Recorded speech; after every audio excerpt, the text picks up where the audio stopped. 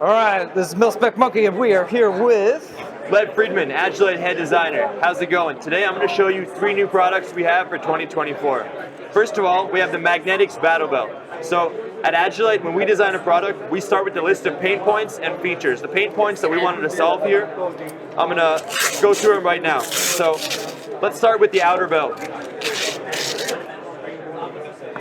So one of the main pain points people have with battle belts in general is that when you start Velcroing, you start at one side, you start kind of working your way around, and there's a couple of things that can go wrong. One is that you get the alignment wrong in this way, so that your handgun used to be right here, now it's over here, now it's over here, right? Another thing is you can misalign the Velcro like this, and then when you go down, it can detach. Or you can have the Velcro too high, and then it's going to chafe you and kind of tear at your t-shirt. So what we have here is a system with 2 magnets over here, 2 magnets here in the back, and when we go to put it on, it clicks right on like that, just like that, just clicks on, and then you close it up. So that's an alignment system that makes it super easy to put on the battle belt. And then over here in the front, another pain point is missing real estate. So if you have a belt that works off of webbing going through a cobra buckle, what happens is that as you make it larger, this whole area is dead real estate with no molly. So what we have is a skeletonized curve over here that goes through this side to create extra rigidity, and then this whole area is still usable molly. Also, the excess strap just goes through that molly area. You can weave around it. You can cut it short at a couple of places where we have extra stitches, cut it and burn it. So it's super easy to take care of that, and you have endless real estate around the whole battle belt no matter what size you are. So this is a cobra buckle rated to 15 kilonewtons, and the belt has 25 millimeter tubular webbing rated to the same strength. The consumer version of the belt is going to be unrated to keep the price lower, but there's going to be a rated version available on request. So that's the outer belt. Another huge pain point was that the inner belt is a little too flimsy. Maybe it just has a Velcro overlap. Maybe it has a G-hook. Basically, it's not sturdy enough as a standalone inner belt. So we've made a belt that works great as a concealed carry inner belt. You can wear this every day. It has a couple of interesting features that I'll show you. One of them, right over here, is the pass-through stiffness system in the front. So this passes through over here just like that. And what this does is that when you're wearing it for appendix carry, there's no articulation here. So you put it in a holster, you put it in another pistol, and it's not going to sag and fold and collapse in the middle. You're going to have nice stiffness across the front. Another thing is the elastic portion right here. So this elastic, as you breathe, stretches a little bit. You sit down, it's going to stretch a little bit, expand. You get up, it's going to come back. It's going to basically make you forget that you're wearing the belt throughout the day.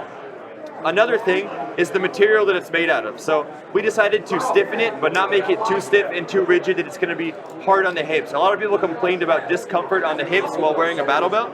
So we've made it a soft but still rigid material that's going to give you a lot of support, but it's going to behave kind of like a leather belt at the end of the day. So if I take off this belt that I'm wearing right now, I've been wearing this belt for the last like 2.5 months in reserve service and every day, and you can already see it started to take this shape.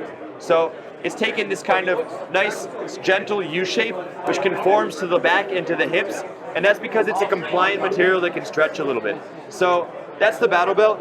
Really durable, really great CCW capable inner belt, and then the outer belt itself has a lot of unique features, endless molly, super sturdy, and it has the magnet alignment system. All right, let's move on to the IFAK. This IFAK was designed by my good friend and great designer, Gal.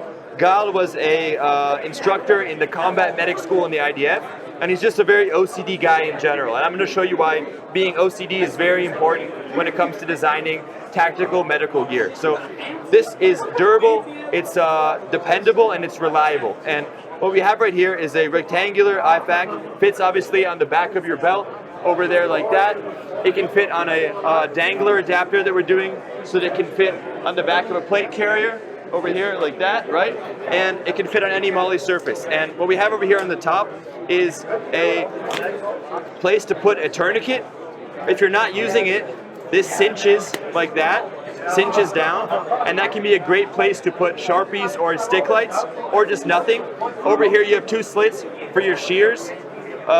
You can put it in from that side or from that side, and now we have the opening mechanism. So the opening mechanism, you pull it and pull it out like that, It's ambidextrous. It comes out from either side.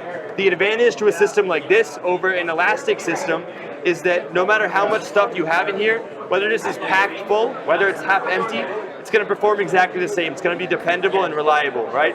So with an elastic-based IFAK, if you have too much stuff in it, it's going to be really hard to get in, maybe hard to get out. If you don't have enough stuff, you might not have enough retention on the elastic. This is going to perform exactly the same every time. When we open this up, it kind of pops open like that. You can see over here we have 4 compartments plus a sleeve in the middle. Right now I have a Sharpie in here.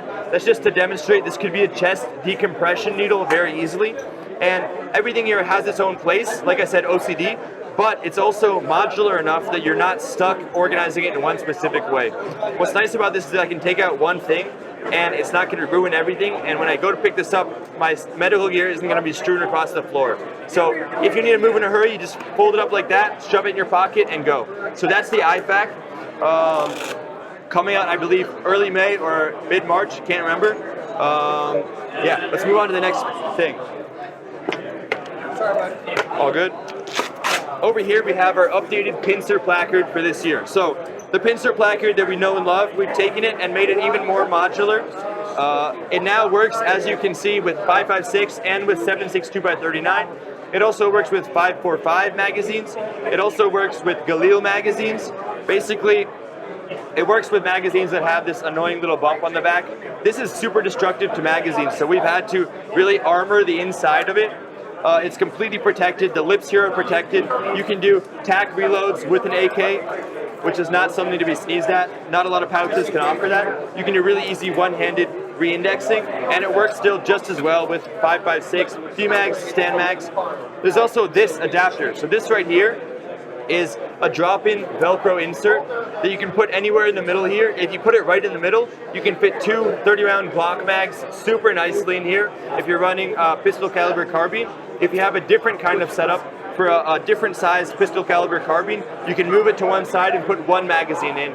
Say you have like a 5.7 or something like that, you can make that fit in there. So what's nice about this is you can be running this as your duty setup, and then if you want to train with a PCC, you don't have to put on a different placard. You can just drop in these inserts, run a PCC for training, and then take them back out and go back to using your regular size magazines. So this is still compatible, obviously, with the front layer pouch, maybe some more stuff in the future. And yeah, thanks for watching. Nice. And so the mouth is just a little bit bigger than the first gen design? Yeah, it's a little tiny bit wider, but the main change is the inside of it. We did a lot of prototyping to get to an armored inside that's going to work well still for your 5.56, but it's going to be durable enough for this. And of course we have our not a sex machine, testing machine. They have it rigged up in the office, and we've been absolutely pounding it with Galil mags, which also have this, and with AK mags, going up to 40, 50,000 insertions with no issues. So this pouch is here to stay. It's now more durable than ever. This is in the triple. There's a single also, and yeah, it's great. Well, thanks again for showing us the latest. Thanks for stopping by. Always a pleasure. If you like this video and want to support us, check out the MIL-SPEC Monkey Store. Although known for morale patches, we also specialize in a good selection of DIY hardware and tactical accessories.